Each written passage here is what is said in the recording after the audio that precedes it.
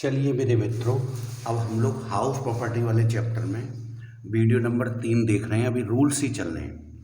अगर रूल्स की बात करें तो आज हम शुरू कर रहे हैं। रूल्स में आगे बात करें तो एक होता है annual value.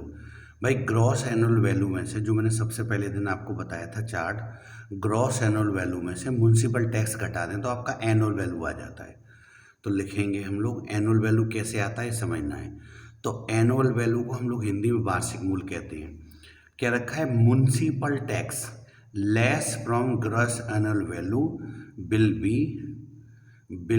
We get annual value, short form है एबी। यदि कह रहा है नगर पालिका कर अगर ग्रॉस एनुअल वैल्यू में से हम घटा दें तो हमको प्राप्त हो जाएगा एनुअल वैल्यू। लेकिन अब एक नोट याद रखिएगा, नगर पालिका कर के संग एक समस्या है। नोट नंबर 1 क्या कहता है?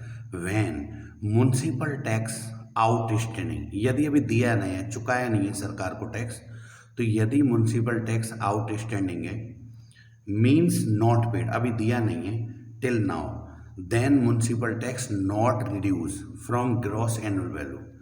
ग्रॉस एनुअल वैल्यू जी भी कह सकते हैं शॉर्ट में। यदि आपने नगर पालिका कर अभी चुकाया नहीं है, मकान मालिक ने अभी अदत्त है, उस पर आउटस्टैंडिंग चल रहा है, ड्यू चल रहा है, तो उसको घटाने का हक नहीं है, फिर हम नहीं घटाएंगे। Point number 2, note number 2, when municipal tax paid by tenant, यदि किराएदार ने म्युनिसिपल टैक्स चुका दिया है, then also municipal tax not reduce from gross annual value. देखिए मज़े की बात ये कि यदि ड्यू है, सरकारी पैसा खर्चा होता है टैक्स, अगर आपने नहीं भरा है, म्युनिसिपल टैक्स नहीं भरा है तो घटाने का अधिकार नहीं। किराएदार ने भरा है तो वो भी अधिकार नहीं। कभी कभी मकान मालिक क्या कहता है, आधा आधा भरेंगे, आधा किराएदार भरेगा, आधा मकान मालिक। तो जितना हिस्सा मकान मालिक भरता है केवल वही हिस्सा घटेगा। तो जितना पोर्शन मालिक ने भरा है, जैसे आधा भरा है तो आधा घटेगा। कभी कभी परसेंट में तय कर लेते हैं कि भाई इतने परसेंट आप देना, इतने परसेंट मैं दूंगा। जैसे मालिक कहता है कि भाई आप 60% में दे दूंगा, 40% आप दे दो, या 40 तुम दे दो, 60 में दे दूँ। ऐसे कोई ना कोई रेशियो बना लेते हैं आपस में। तो उस रेशियो में जितना बस हमारी एक बात ध्यान रखनी है, म्युनिसिपल टैक्स केवल उतना घटेगा जितना मालिक ने चुकाया है। फिर क्या रखा है? इसके बाद आता है बेटा एक rental portion annual value. Rental portion annual value का मतलब किराए वाले हिस्से का वार्षिक मूल्य। कभी कभी क्या होता है, मकान बहुत बड़ा होता है बद्दे के पास, एक मकान है, इसमें काफ़ी 3-4 मंजिल बनी हुई है और कुछ हिस्सा ही उसका किराए पर उठाया, पूरा मकान किराए पर नहीं उठा, तो उसकी बात कर रहा है। तो कह रहा है रेंटल पोर्शन एनुअल वैल्यू, किराए वाले हिस्से का वार्षिक मूल्य कैसे निकलता है? Reduce from annual value. Annual value में से ये 2 चीज़ अगर घटा दी जाएं, क्या क्या 2 चीज़ घटा दी जाएं? Reduce from annual value, number 1 self occupied portion use by owner, यानी मकान का वो पोर्शन जिसमें स्वयं रहता है। मैंने कहा ना 4 मंजिल का मकान है मान लीजिए, अब अगर में 1 मंजिल में मकान वाले खुद रह रहा है, उसमें से 4 मंजिल में से 1 मंजिल में स्वयं रह रहा है, तो वो वाला हिस्सा हटा देते हैं। तो self occupied portion use by owner का मतलब मालिक द्वारा जितना हिस्सा मकान का प्रयोग करा जा रहा है वो हटा देते हैं। फिर second point, self occupied business portion use by owner. मान लो मकान की 1 मंजिल जो सबसे नीचे है वो मकान मालिक अपने बिजनेस में यूज करता है, दुकान चलाता है, 1 मंजिल में स्वयं रहता है, तो दोनों हट जाएंगे। तो 25% हटाना, 50% किराए पर उठा होगा, तो वो वैल्यू निकल जाती है। तो क्या रखा, अगर ये दोनों चीज़ घटा दी जाएँ, reduce from annual value, annual value से दोनों चीज़ घटा दी हैं। कौन कौन? Self occupied portion use by owner, मकान के मालिक के स्वयं रहने वाला पोर्शन, और self occupied business portion use by owner, मतलब जितने हिस्से में मालिक दो व्यापार चला रहा है, बिजनेस चला रहा है, वो हिस्सा भी घटा दें तो केवल कितना हिस्सा किराए पर उठाए ये पता लग जाता है। तो कह रहा है we will get remaining amount we say rental portion annual value, किराए वाले हिस्से का एनुअल वैल्यू कह देते हैं, या उसका एक दूसरा नाम भी ले देते हैं बेटे। हम किराए वाले हिस्से का बोल देंगे, या हम कह देंगे एडजस्टेड एनुअल वैल्यू, करेक्शन होकर रेंटल पोर्शन एनुअल वैल्यू कह दीजिए, रेंटल पोर्शन किराए वाले हिस्से का, या हम दूसरा शब्द यूज कर सकते हैं एडजस्टेड एनुअल वैल्यू। आगे चलें तो बच्चों डिडक्शंस होती हैं इस चैप्टर में, 2 डिडक्शंस हैं। Note, deductions from vacant house, sorry अभी ये वैकेंट हाउस की डिडक्शन है। डिडक्शन फॉर वैकेंट हाउस, ऐसा होता है कुछ महीने मकान किराए पर उठाता नहीं है मालिक, किसी कारण से खाली पड़ा रहता है, या किराएदार को निकाल दिया तो नया किराएदार ढूंढने में टाइम लग गया तो खाली पड़ा रहा। तो क्या रखा है, if house few month vacant, कुछ महीने खाली पड़ा रहा, then vacant month rent reduce from annual value, उतना हिस्सा बेटा एनुअल वैल्यू से घटा देते हैं और प्राप्त कर लेते हैं एडजस्टेड एनुअल वैल्यू, फिर हमको मिल जाता है एडजस्टेड एनुअल वैल्यू। लीजिए बेटा वीडियो को पॉज करके इतने नियम को आप पहले उतार लें, फिर आगे बात करते हैं। ये आप वीडियो को पॉज कर लें, यहाँ तक का स्क्रीनशॉट ले लें, फिर ये हिस्सा ले लें और इसको नोट जरूर करना है आपको। चलिए इससे अगली क्लास अगले नियम दिखाते हैं। तो अगले रूल्स को हम देखें तो लीजिए मैंने आपके लिए तैयार कर रखे हैं लिख के, तो पहले इसको समझाना शुरू करते हैं। डिडक्शंस होती हैं बच्चों, कुछ कटौतियाँ। तो क्या रखा है, डिडक्शंस, कटौतियाँ। अंडर सेक्शन 24A में 2 कटौती मिलती हैं बच्चों इस चैप्टर में। क्या रखा है, डिडक्शंस, कटौतियाँ अंडर सेक्शन 24A और B। There are 2 deductions get owner less from annual value, annual value से 2 कटौतियाँ घटाई जाती हैं। कटौती नंबर 1, इंग्लिश में उसको स्टैंडर्ड डिडक्शन कहते हैं, या स्टेटरी डिडक्शंस बोलते हैं, स्टेचरी भी कह सकते हो आप लोग बोलने में।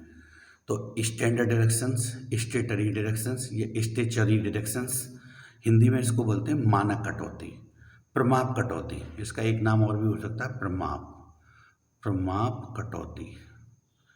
ये बेटे इसकी जो अंडर सेक्शन है वो 24A में धारा 24A क्या रखा है, इफ़ ओनर ऑफ हाउस, जो मकान का मालिक है, एनी एक्सपेंसेस बियर, सहन करता है कुछ करते for house as repair of house, मकान की मरम्मत पर, या वाइट वॉश, सफ़ेदी कराने पर, एंड क्लीनिंग, और साफ़ सुथरा करने के लिए, एंड डेकोरेशन ऑफ इंटीरियर, या कुछ डेकोरेशन पर खर्च करता है, and other expenses paid of amount, कुछ खर्चे करे उसने मकान मालिक ने मकान से संबंधित, चाहे मकान की मरम्मत करवाई हो, चाहे मकान की सफ़ेदी करवाई हो, या मकान की क्लीनिंग करवाई हो, डेकोरेशन करवाई हो इंटीरियर में, और कोई भी खर्चा पेड किया है, तो expenses paid in previous year, current year के दौरान, और नॉट, चाहे उसने खर्चे करे हों या ना करे हों, ये मतलब है expenses paid on previous year और नॉट, या उसने ना करे हों, और हायर अमाउंट और लेस अमाउंट, चाहे उसने खर्चे कम करे हों मकान मालिक ने मकान की सफ़ेदी वगैरह क्लीनिंग पर, चाहे खर्चे ज़्यादा करे हों या खर्चे बिल्कुल ना करे हों, हमें इससे मतलब नहीं होता। भारत सरकार हमें फिक्स कटौती देती है बेटे। तो this deductions always get 30% of annual value, annual value के 30% के बराबर ही कटौती मिलती है बच्चों, and less from annual value, और इसको एनुअल वैल्यू से घटा देते हैं। ये है, ये कहना क्या चाहता है कि भाई पहले मकान की, अब आप लोग कमाई तो कर रहे हो, भारत सरकार से कह सकते हो कि सरकार आपको कमाई तो नज़र आती है हमारी, लेकिन मकान पर टूट फूट होती है, हम उसकी मरम्मत कराते हैं, हम उसकी रिपेयर करा रहे हैं, हम उसमें सफ़ेदी करा रहे हैं, उसका रंग रोगन फीका पड़ रहा है, तो उसके लिए कुछ कटौती दो इनकम में से। तो गवर्नमेंट कहती है दे देंगे। अगर उससे पूछ ले भाई तुमने कितने का खर्चा किया मकान की सफ़ेदी वगैरह में, तो बहुत बड़ी अमाउंट बताने की कोशिश करते हैं। इसलिए भारत सरकार ने नियम को कस दिया, बोले कुछ नहीं, चाहे आपने चालू वर्ष जो गई है निकल के, जिसको प्रीवियस ईयर कहते हैं, चाहे आपने उसमें खर्चा किया हो या खर्चा नहीं किया हो, या आपने कम किया हो ज़्यादा किया, हमें इससे कोई मतलब नहीं। हम तो बच्चों 30% देंगे, किसका, 30% ऑफ एनुअल वैल्यू, और जो आप लेस कर सकते हो एनुअल वैल्यू से,